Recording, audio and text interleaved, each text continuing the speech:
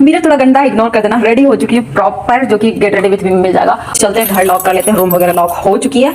हमारा ट्रिप हो चुका है स्टार्ट और अभी से ही हम लोग इतने मजे करने स्टार्ट कर दिए ना कि क्या बताऊं। फुल ब्लॉग देखोगे ना, बहुत मजा आ जाएगा। और रास्ता इतना जगह भटक गई थी, सडन प्लान बनाने का यही नतीजा होता है। भटकते भटकते ही क्या करें, भटक गए तो बट क्या कर सकते हैं। भटकते भटकते हम लोग फाइनली पहुंच गए। रास्ता ऐसा था ना कि मैं तो भगवान को थैंक गॉड बोल रही थी कि भगवान थैंक यू कि मैं आज जूता पहन के आई, वरना आज मेरा क्या होता पता नहीं। एक तो गिर भी गई थी। फुल ब्लॉग बहुत मजेदार होने वाला है, देख ले।